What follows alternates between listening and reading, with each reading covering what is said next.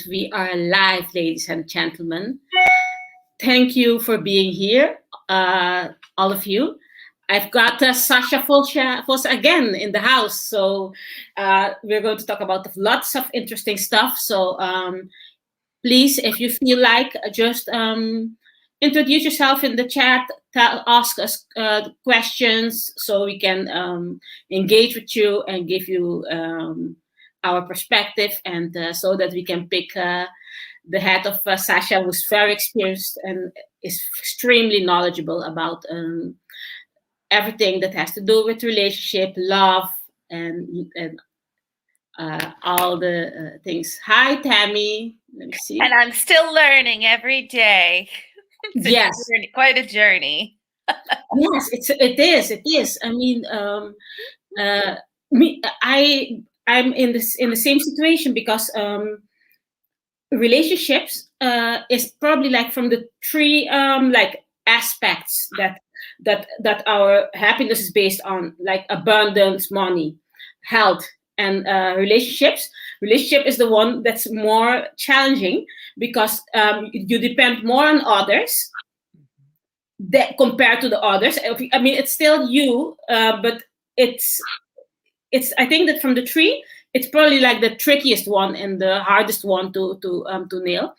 And we have the situation in which we have culturescape and what's real. So what is good and bad in relationships for real, and what is part of the culturescape? What are we raised with as being correct and incorrect, from which some are true and some may be not. So it's a very vast and complicated subject. Yeah. So there is. Good morning, yes. Tammy. Hi, Tammy. And this is going to be a really different conversation, because really I want to expand this whole concept to be more about how does relationship work or not work for you? And going outside those boundaries of everything that society has told us is the right way, and the institutionalization of relationships. And we'll stick with just intimate relationships because that's easier today, right? Yes. So intimate relationships, how does it work or not work for you?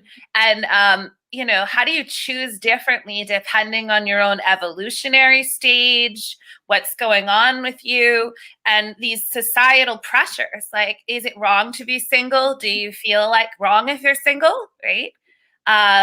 There's just all these great questions I want to pose, and I just want to really encourage that everyone who sees this broadcast really recognize for yourself what would be your ideal creation, and look at it as just in the next like 5 years or so, because this perspective too for us of like, oh, you fall in love, you meet the one, and then you're together forever, is it just doesn't happen often, very rarely actually.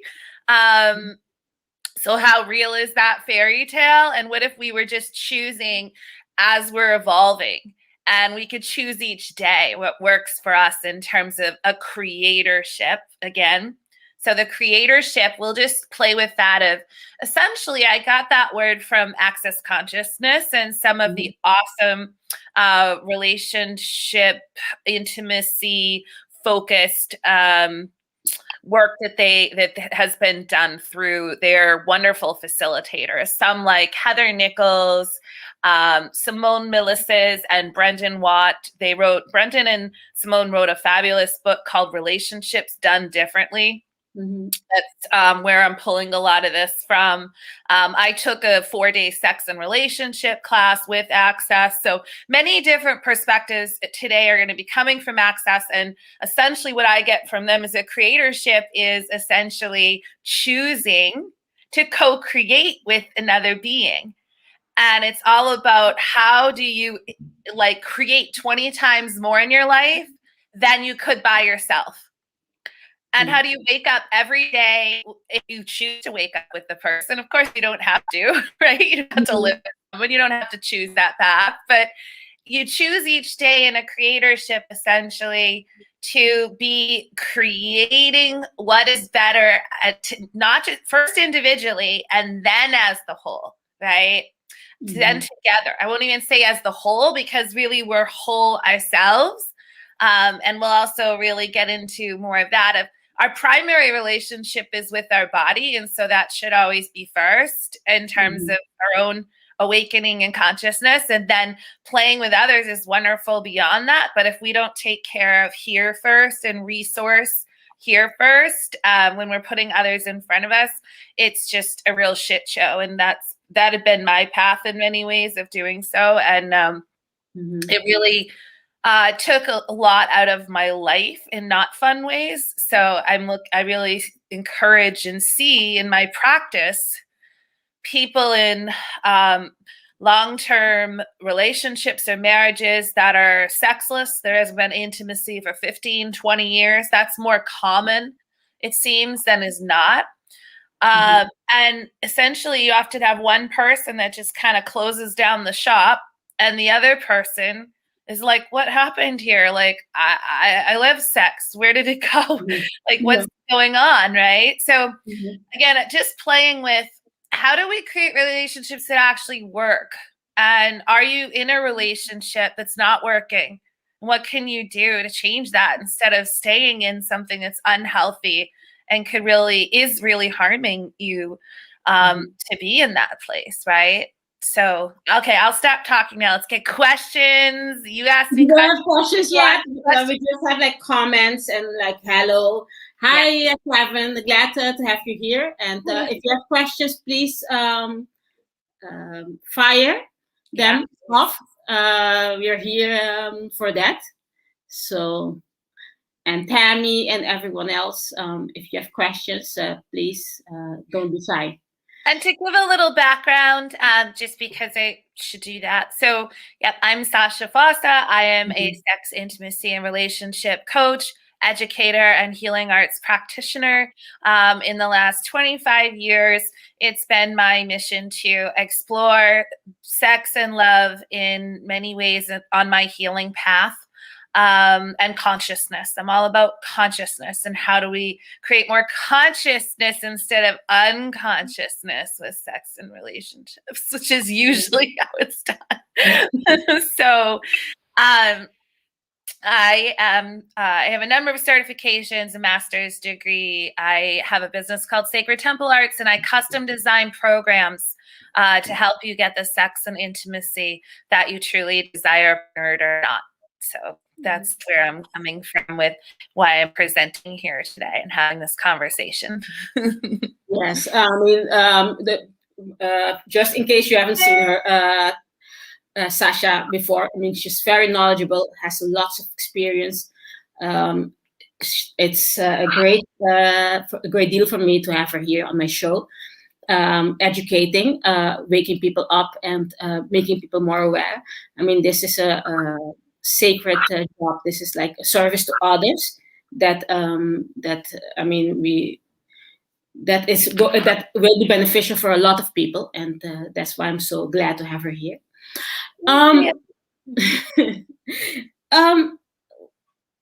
Okay, so you said like you have creatorship is that you decide what you want and not exactly what the culturescape tells you that you need. And it's even more about being in the question each day of what is it I want to create instead of like a plan, right? Because access is all about questions create, and goals and fixed patterns don't really. So it's like, oh, what are we creating today? What is our newest adventure? What are we creating? Whether it's business, love, sex-wise, and asking those questions, right? Less definition and more of an expansion into like creation. Yes.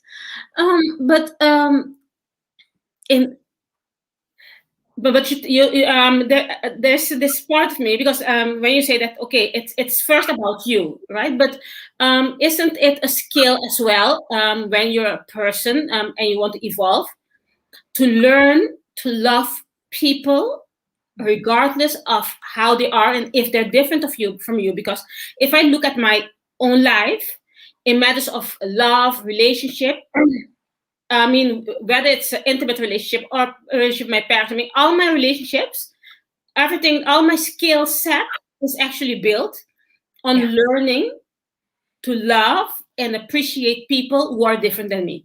Mm-hmm. I have to ask a question about that. Mm-hmm.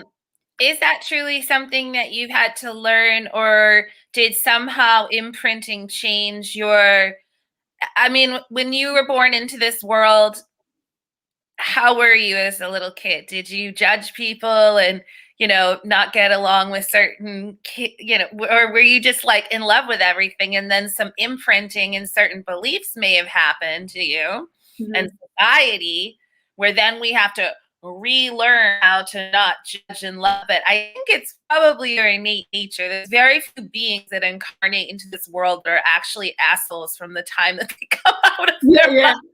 But I mean, when I remember being born, this is very weird. But I mean, I remember like because I remember being in the warm place and being suddenly in the cold. I remember that. And then, like, I remember as a kid, 3 years, 4 years, and I would just sit there, and I noticed how I was different than the people around me. And I was sitting there, you know, I couldn't even walk yet, and my mom yelling because there were 3 of us, you know, we making a mess into the house. My mom, and you know, I'm just sitting there, I'm like, why are these people so upset, you know? Yeah, why? Just sitting there, I'm like, right? Why am I here? You know? And I know that kind of moment. Yeah. So I remember that, like that, and me walking with my mom in roads like sand roads when we were living, because we moved to the house where my parents are living now when I was 4. So it was when we were having this rental house somewhere else, because there we had like these roads with dust. And I remember my mom holding by the hand and being pregnant with, you know, the third one. And so because my mom had a big belly, so I've got like, if you ask me like what was my first memories, was that the first is being warm and suddenly be very cold, but then I couldn't be aware of my body because I was very small. That walking with my mom and sitting in the balcony, then I was probably 4. I was already 4 or almost 4, where I was sitting there hearing all this yelling and all this, and I'm sitting there. Yeah. And I still have that. I mean, sometimes I go through terrible things. Like last week has been a pretty tough week for me, and I'll still, you know, be like sitting there and watching everybody, and I'm just, and yes. So I think, I don't know. I think that's my mission. Be surrounded, appreciate and love all these people that are different than me, and enjoy and the privileges of the aspect that they can give to me. Because like if I look at my husband, we're not similar. Yeah, opposites attract. Polarity Yes, sexy. Yes, and he's completely different than me. And yeah, if you're with someone that's just like you, it's kind of just a big ego trip. True, because we need both. Like I had like maybe old-fashioned, but I had this old-fashioned idea of the type of husband I wanted. So I wanted like a provider and a protector. So I needed someone that will take care of the majority of the bills, and I need to be sleeping like this in bed, knowing that if a thief or somebody comes in, I can sleep like whoo, because I know that like my husband is a military naval officer. He knows how to work a gun. He knows, so I must be able to, you know. Knowing how we have time, somebody jumps into that house, you know, someone's going to take care of business here. You know that. Yeah, I'm going to encourage that we expand beyond our types and go bigger with our relationships in terms of how we can create more and bigger beyond like you have created that. Now, where are you going now with it, right? How is each day expanding with your husband more now? And I just will bring into this conversation just for a second, a big part of creating relationships too, and having great relationships, I believe strongly in checking out and knowing about attachment styles. So you can look up that information, you can learn it through me, whatever, works. But it's really important to understand your attachment style, and then that's going to indicate the type of relationships you do, how do you do relationships, and so forth, whether you're insecure or a secure type of attachment style. I'll just say for myself, I grew up with a lot of abuse from my mother, and physical, emotional, psychological, and so I did not. I had a secure attachment with my father, and I had trauma from the other parent that was mostly I was around. So I have really struggled. I have traumatic or insecure attachment style, and it wavers between avoidant and anxious and so forth. And it took me all these years to finally learn these simple, like, imprinting and understanding these perspectives that gave me so much clarity around when I meet men and am dating. I now know that I am not going to choose an avoidant attachment style. That has been the past. The relationships I've had were with avoidant attachment style men, and they were just more traumatizing, because that was like, my life history repeating itself. So it's something that if you're single, even if you're in a relationship, you might want to look at these attachment styles as part of, expanding and understanding about relationships, intimate ones especially, to get to know yourself more, and to obviously, especially if you're currently trying to create a new relationship, right? Any attachment style can work, but some might be easier. And I'm personally looking for easier. I would like to have a secure attachment style relationship in my life. And until I can create that, I'm okay with being single. Me too. I could be single forever. Secure attachment here, right? And that, thanks God. Because if I was, I could be single forever and be completely fine. And that is like a blessing for me, because then I can patiently wait till somebody. If you are not happy, content on yourself, you're going to pick in a haste. Yeah. And when you pick in a haste, then is when there's trouble. Let's see what happens. Something happens to your husband. Yes, I understand. But I don't need my husband. That's what I value. That's what I find important. And I've always made sure I give myself what I value of the other people. Like, if you see here, what do you think? What do you see here? A pink boxing glove. Okay. So that's fun. I am a kickboxer. So what I am like, I've been like kicking today, because I've got this, because I've been training this whole morning. Like, so what I want to say with what I mean with that is that when I value something, like I value what he's given me, but I'm perfectly able to do it myself as well. So that's the balance. So yes, I value this, and this, but I make sure I can do it. But I prefer somebody else does it.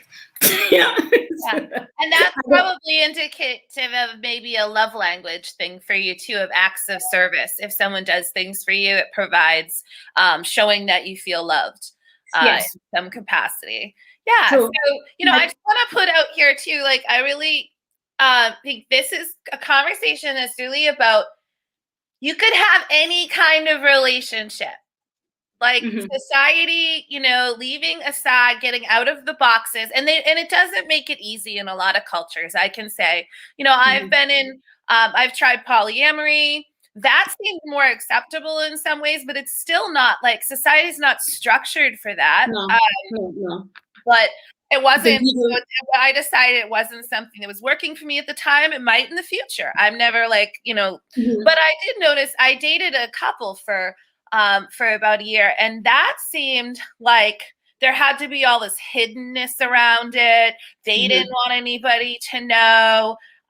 There was all this like interesting, you know, energy around it. Whereas I did see some things that have been more public about like thruples. We weren't a thruple. It was more of like they're married and I'm joining them as a separate like fun relationship, but I'm not like on even like scale in any way with the wife or anything. I wasn't trying to do that. They had their primary relationship, right? But it's like I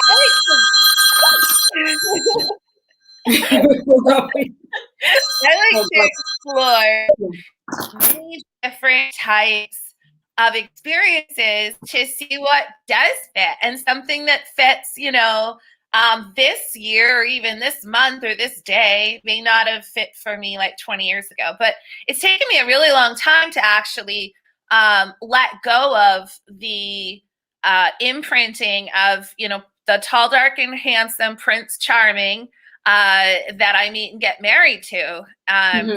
I actually really have a thing. I don't really like weddings. If I got married, if I chose that, I would just like go with my beloved and do it someplace together without all the other stuff. I mean, if that's what you choose, that's fun too. But not everyone has to choose any of it, right? No, Society but just like you know that tell us we have to, but you don't. You can be single, you can be in a throuple, you can have polyamory, you can do any kind of freaking relationship you want to, and it doesn't have to be defined. And it's all just about more love and more intimacy in my mind, and it's expanding consciousness this way. But it's true, because like, I mean, I'm married and I've been married now for 25 years, but I had like a very simple wedding. I mean, I'm not someone who needs $10,000 wedding. I don't need to show off.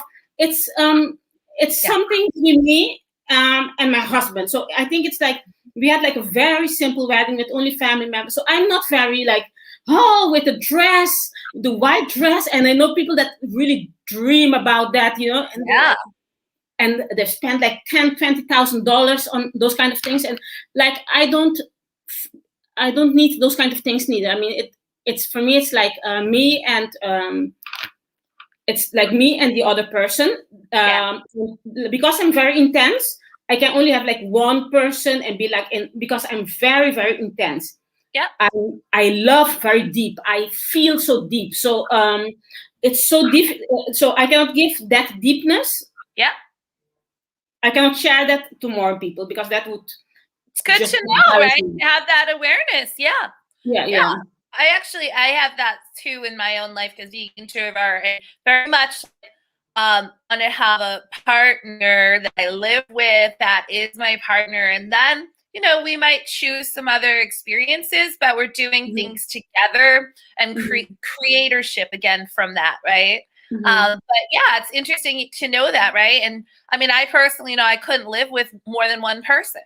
I need a lot of space. I need a lot of quiet. There's just certain things I need. And I'm sure a lot of it is from trauma in my life, that I feel safer that way, and, you know, have like a lot of triggers in my nervous system that I'm still healing. So, but the other piece too is to just, again, you don't have to live with someone. You don't have to get married. You don't have to choose one. You can just choose and keep creating, choosing new things. And it's like amazing how so many people will, like, you know, over 60% of the population, right, gets divorced, and then he marries, and like the second, third time, it's even worse, even quicker, right? It's like, what is going on here? Can you take some time out, right?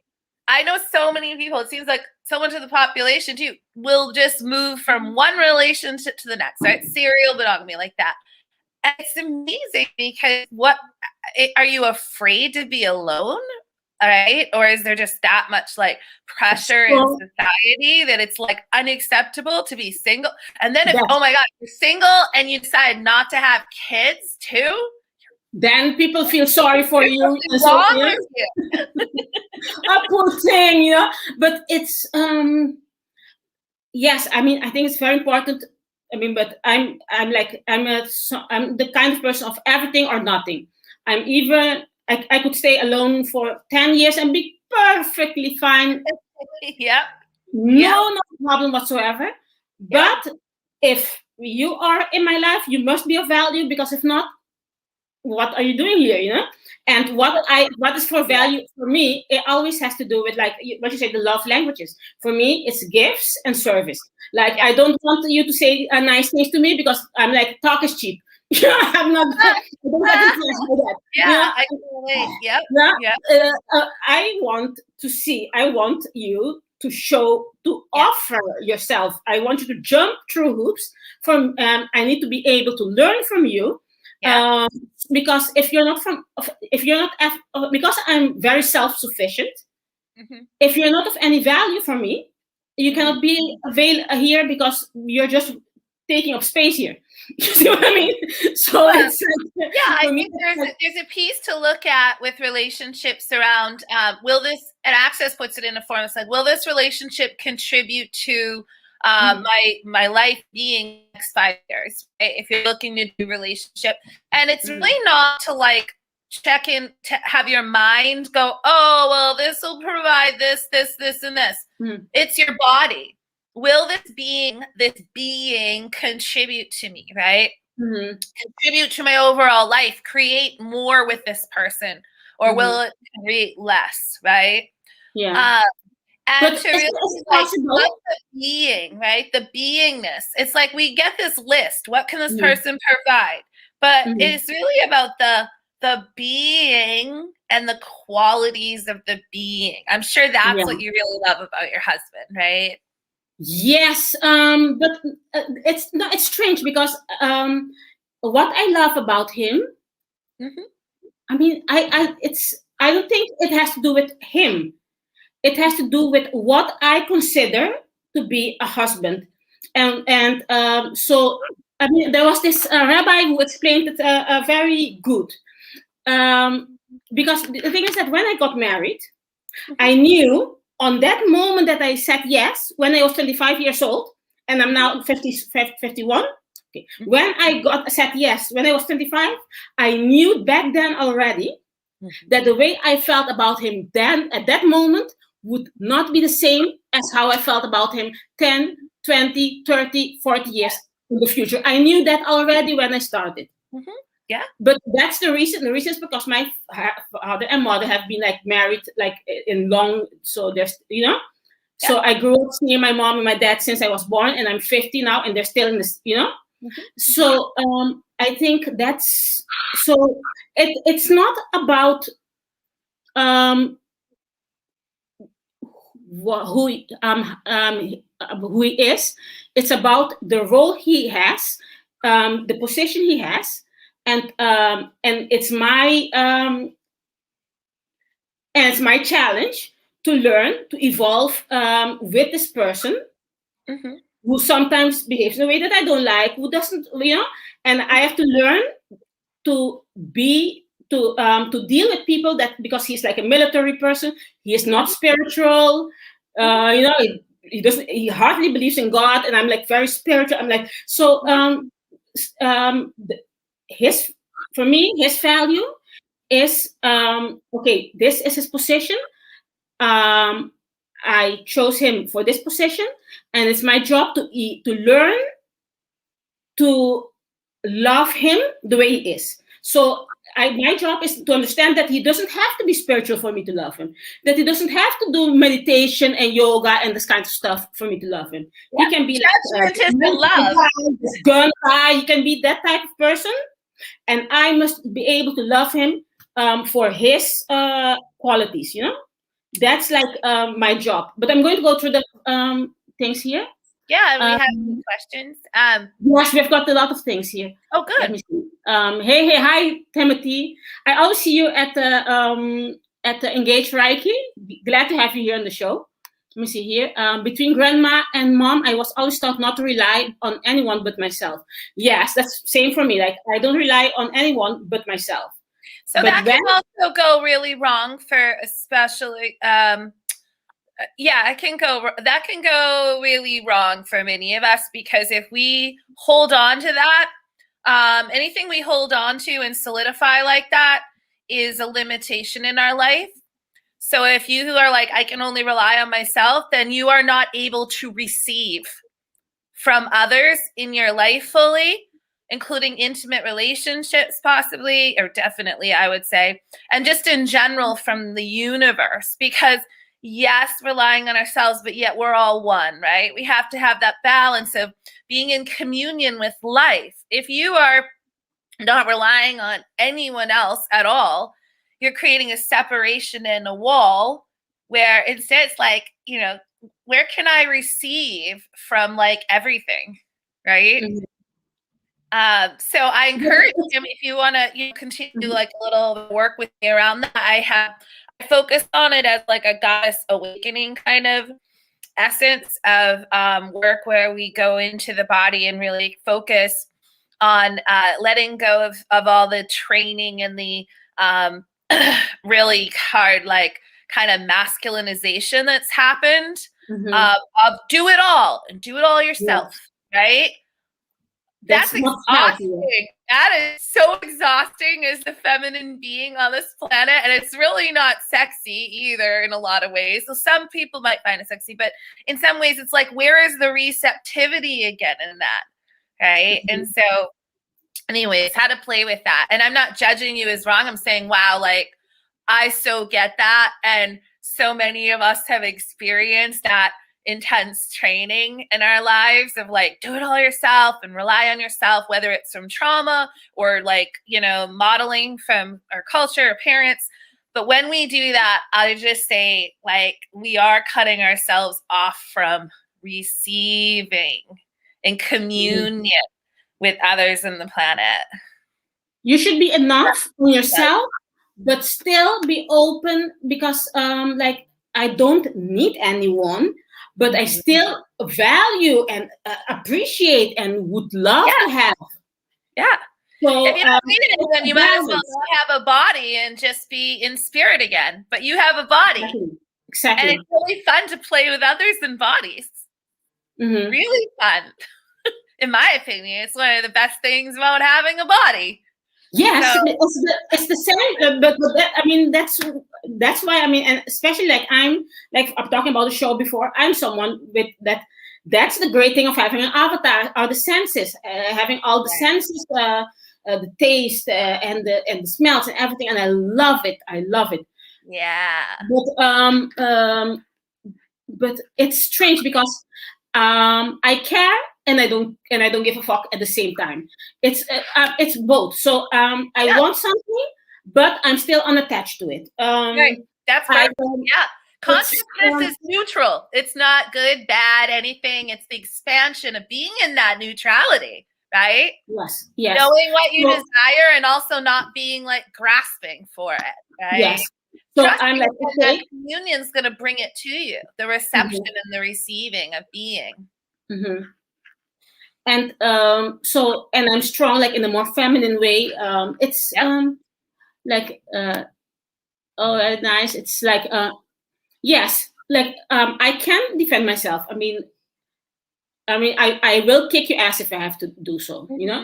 I'm like, I don't think we should stay away from every woman or anyone. If it's fun for someone and it's helpful to learn self-defense, great.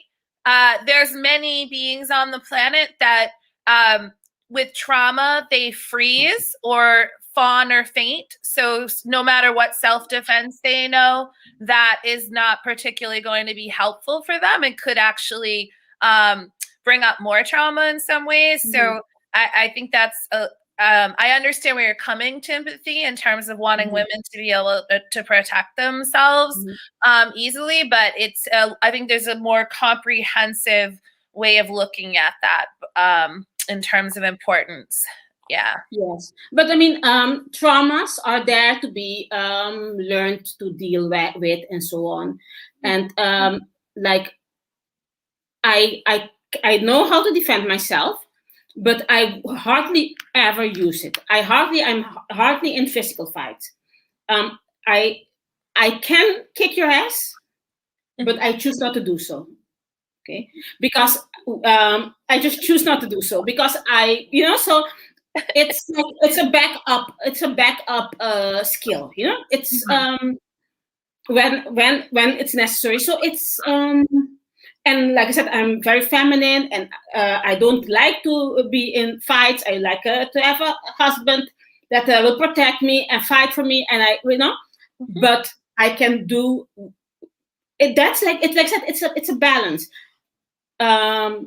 You can enjoy stuff and not needing them. Yeah, I think that brings us back to more the core of this conversation, which is you can choose relationship, you can choose relationships, you can choose it any way you want. You can choose creatorships, you can choose to be single, you can choose anything that feels good and contributes to you. And step outside all those boxes of what you should be doing or what kind of relationship you're supposed to be in or what's wrong with you for not being married with 2.5 kids or whatever the scenario is that your culture has told you, right? And so again, choosing what is more fun for you and what contributes to your being. What makes me happy in a relationship that is unhappy, right? And actually, that's a deeper conversation of, are you unhappy and can you choose happiness? Because it doesn't have, your happiness doesn't have to do with your partner. You might think it does, but that's the thing. I'm like I said, the person that I am, I could be in an arranged marriage if I probably had life in India, because I could be like my relationship with myself is so important and so fulfilling. Yeah. That anyone around me, if they're not beating my ass or putting me in danger, I would be perfectly fine. Perfectly fine. And that's why I find myself to be like a weirdo, because I'm enjoying myself all on my own, and well, it sounds like if we go back to that first memory that you had when you were calmly sitting on the floor while there's chaos of screaming and so forth around you, you were able to self-soothe and just be in the peace. And so maybe that's something that as you're being, you carry that into this reality with how you choose relationships too, right? Yes. And I'm like laughing because I'm thinking to myself, okay, one of my first memories is like hiding under the bed with my face in our cat at the time crying, and the cat's purring, trying to soothe me because I've just been totally traumatized by my mother, and I'm hiding, I'm scared. And to this day, I live alone with my cat. Where do I go when I'm upset? Like, I go to my cat. Because that's where you work. I have a deep bond with my felines, or it's like, oh, I like you so much better than people. You just so you can choose things that, like, I know I'll never live without a cat by my side because I'm stronger and happier with this presence around me of the feline. So it's like, what do you choose again in relationships, right? Yes, but that's it. It's like how you internalize the things around you, because the fact that I'm telling you this, it's not that I was raised in a super happy like family like that. There were fights, there were things, there were but I just observed them and moved on and didn't okay, whatever, but I'm going to go through all these messages quickly. Okay, so here I always thought it was weird to ask the corrupt government to marry someone. I'm with you too. I'm with you on that. That's not a show, but for me, like yes, it is one side, but the other side, I have the law gives you about some protections and things because of that. They give And you a good tax break if you're married. They do a lot of things to reward you if you're married, and if you aren't, then you're punished. That's pretty messed up. Yes, so it's made like the government is very protective of marriages, the children that are born out of marriages. I had a problem with my husband last Friday. I can take decisions on his behalf. I can do this, I can do that. I can go into his account, take off, transfer money, put it here. I can do things because I'm his legally wedded wife. Right. So he can lie down there, without a worry on his head because he knows he has a wife. He doesn't have a partner. He doesn't have an associate. He doesn't have a side girl. No, he has a wife. So because of that, a lot of things, he doesn't have to worry about because the law and the government protects that and makes the other things very difficult and complicated. Yeah. So society rewards certain relationships, and that's just the end all of it, right? It's like certain relationships are acceptable and others are not. The majority of other types of relationships are not, right? So what I'm hearing is that's just again limiting everything and everyone from happiness and more love and connection. And so again, like how many ways you experience relationship in your lifetime? Mm-hmm. It's a little bit unfair, but that's the way it is. Like with kids, like I said, we're still very messed up. So yes, it's weird to ask the government that. Yes, but that's the way. That is what is, and I assume that in the future, our world, the Great Awakening will happen. There's going to be a new world where things are different. But right now, the way the things are now, it's like it is like it is, Here, my cousin can't be alone. She doesn't know how to live without someone. I can't understand that.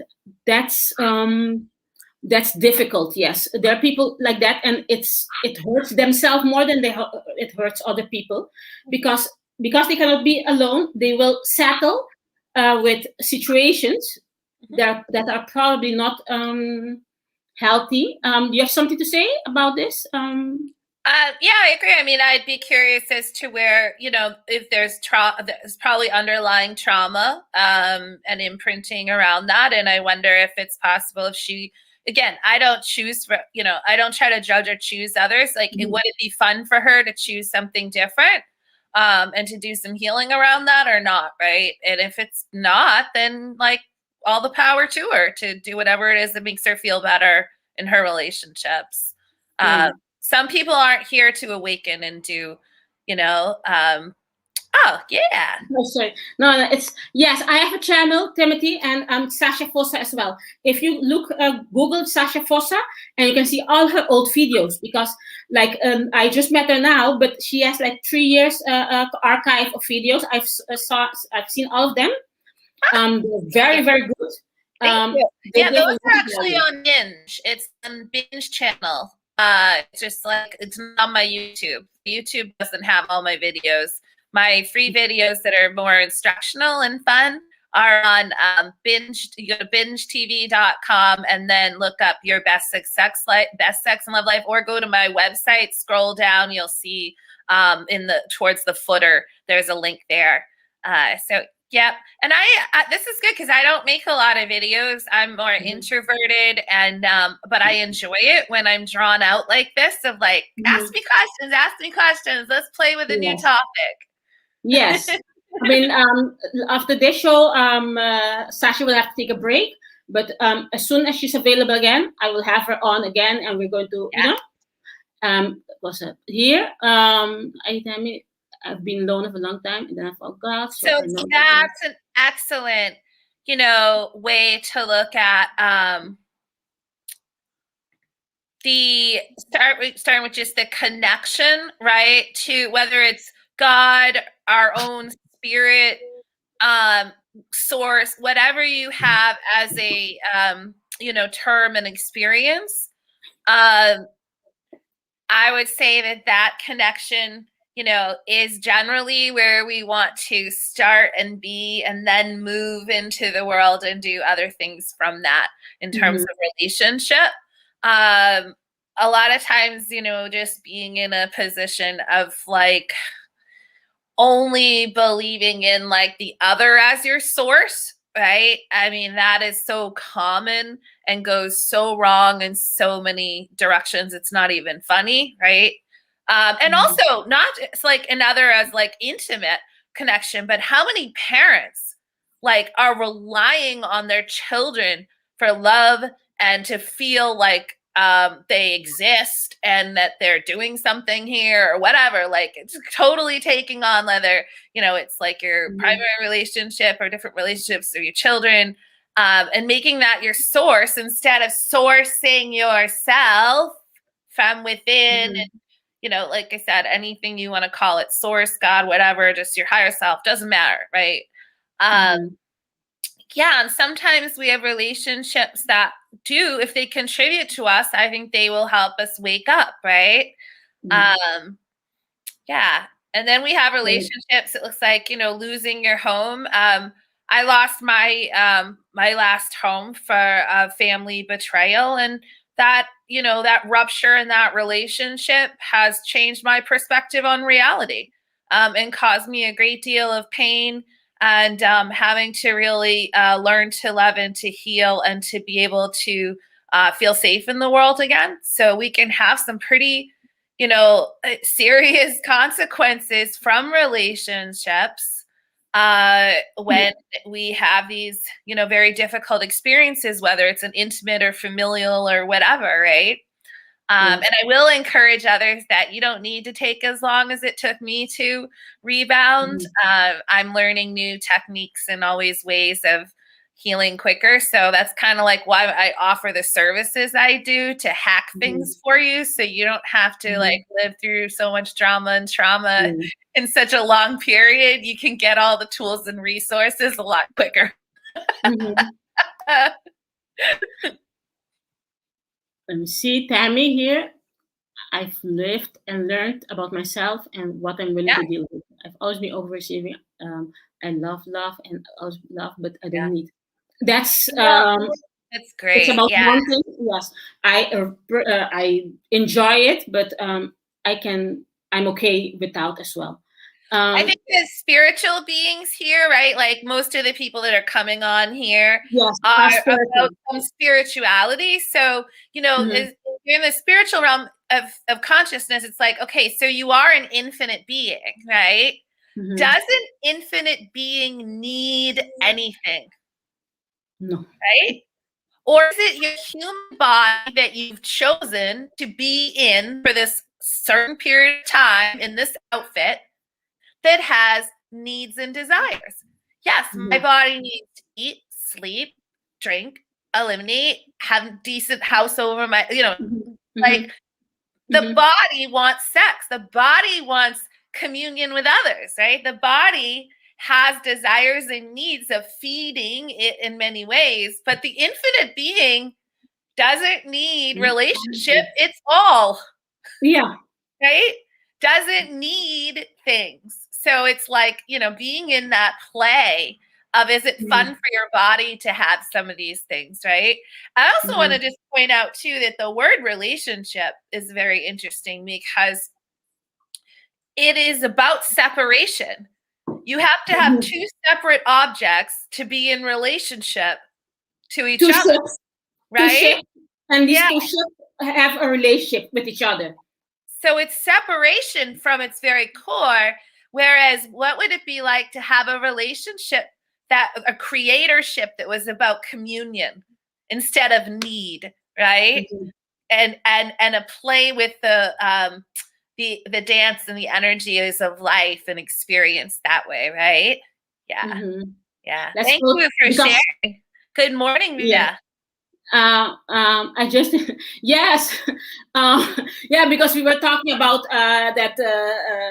You didn't see it, but I was just showing them my kickboxing things, and that I was raised in a place like next to a bad neighborhood. So where I used to live, I mean, you for $25 a month, you could get like boxing lessons, because they charge cheap, because they earn with the talents that they extract. So you could get like for $25 a month, you could get 3 times a week training, personal training. So I mean, since a kid, because I wasn't living in a bad neighborhood, but close to a bad neighborhood, I was raised with. But like I said, I'm like to say, like the spiritual people will say, but I found, I found Jesus or whatever. So I can slug it out if you want to. I just chose to be civilized and spiritual and nice, not because of weakness, but because it's a decision. It's evolvement. Here, hey Rita, I'm here. I'm happy with myself first, because I don't. If you don't love yourself, you cannot love others. Exactly. You can't give something that you don't have. Mm-hmm. Here, next one. Hi. So true. Yes, you're right. Texas is illegal. Government can get banned. I don't. Yeah. That's something else I want to talk about. That's things that is political things. We can do a show about that another day. But I mean, that's yeah. Okay, so I'm gonna take a peek at my notes for a second. Okay, because we've got like only 10 minutes left, and we've gone through all the comments. So yeah.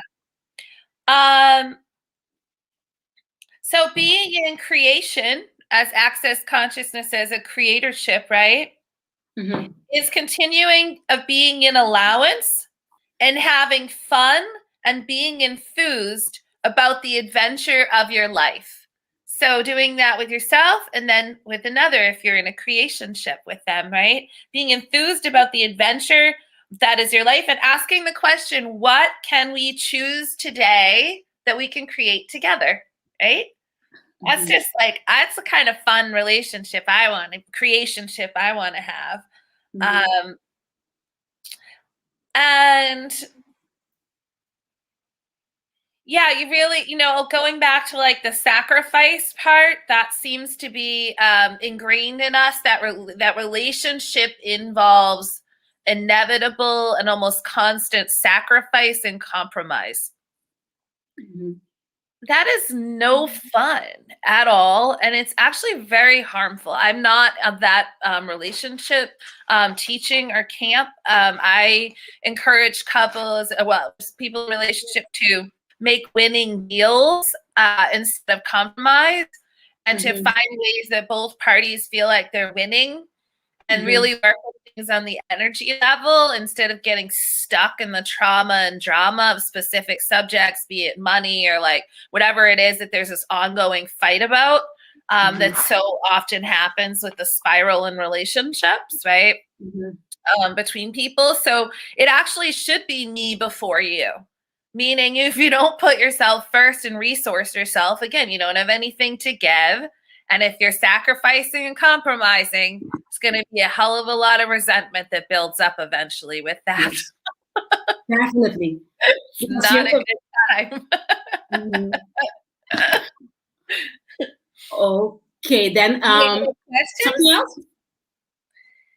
Yeah. What other things? Any other questions? How our body is our primary relationship.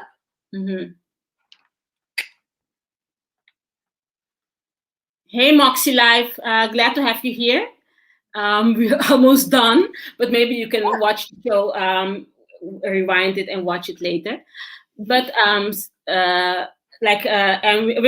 right now, like we have to take a break. But if you keep coming to my show, you will see that I'm going to have more conversations with Sacha.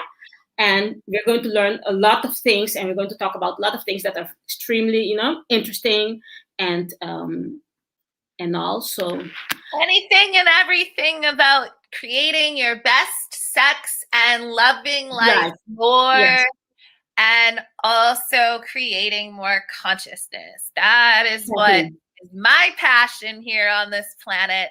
Is all of that, and to really bring it together for people of like how they can do it, how they can create more through pleasure, how they can really choose what is working for them in terms of intimacy or not working, as well as relationships and intimate relationships, and just how to get more creative and to play more, essentially. Because, as kids, we also were trained out of playing.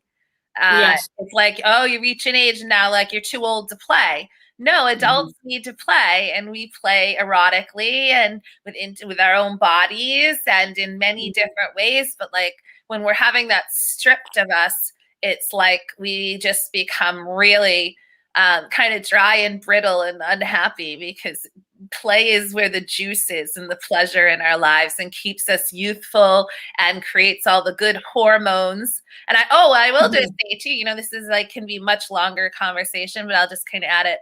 The actual science now is that long-term relationships and monogamy, which is what society has basically since agricultural times, when we shifted from tribal to agricultural, has insisted is what you should be doing. And it probably did make sense to run a farm that way, right? Yes.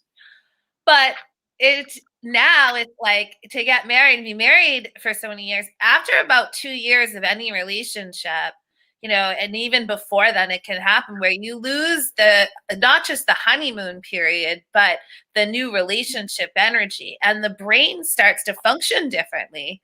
The closer you actually become and the more you like merge with your partner, the less sexy things get, which is very interesting.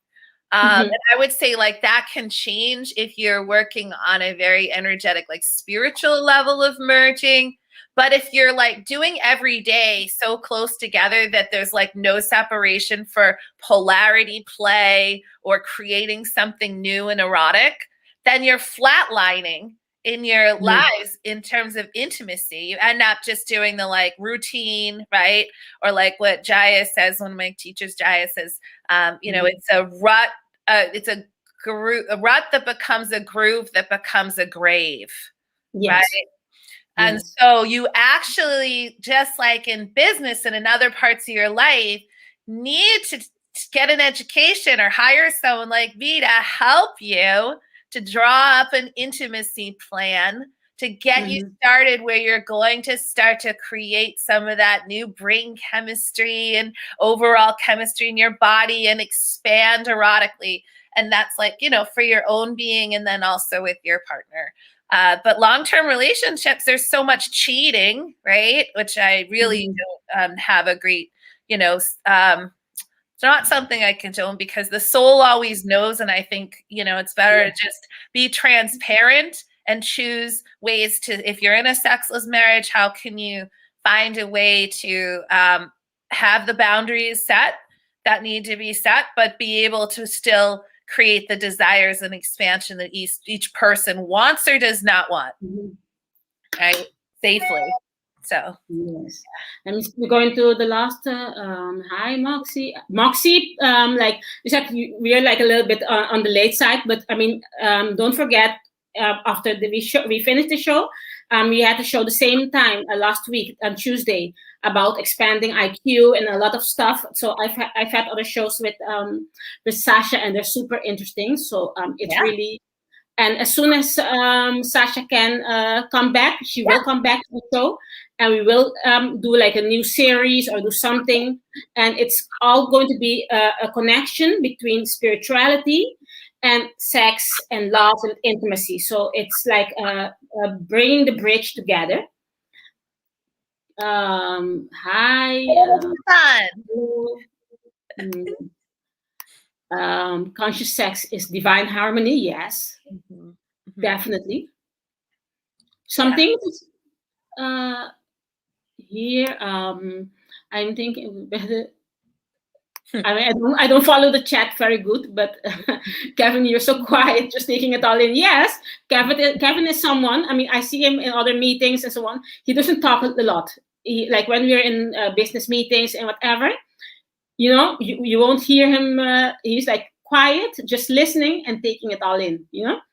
I mean, it's intelligence. It's very intelligent to know, not to talk too much, but to listen and to learn. Listen and learn. Listen and learn. I wasn't a meeting, but sending love to my family. Love the energy. Thank you. So Timothy, like as soon as we have like a new series set up, I'm definitely going to tell Kevin for Gavin to tell the group that I've got new something new set up, and you can come here and come ask all your questions to Sacha. Sacha knows a lot. Okay, so okay, we're already in the hour. Thank you very much, Sacha, for being here. Thanks, everyone. Thank you, Tibisay. I really appreciate it. I mean, what you're doing is service to others. It's very valuable. You're helping lots of people, and I'm very grateful for having you here. And like I told you, I'm sure that this will give you like amazing. I mean, you know, the law of retribution, like all this good that you're doing by sharing your knowledge, sharing. Is going to be multiplied and coming back to you. You know, everything you sow, you reap, and I know that with what you're doing now, you're going to reap amazing things. Thank you, and please tell others about me and send them to my website. It's kind of hard to find me because I am an introvert and I'm not doing a lot of social media and other things. So I greatly appreciate when people get sent to my website and then they can sign up for a consultation with me by phone and then see how they can work with me and if they're interested in my many different types of custom programs that I design. So yeah, thank you. The support is much appreciated in that way. I had the piece of okay. Thank you, Kevin. Okay, then we've got our hour, and Sacha has other things to do. I have to go get my hair done finally. I need a haircut really bad. Get rid of the gray for a little while. When I find somebody where I can go without wearing a mask so long because I'm.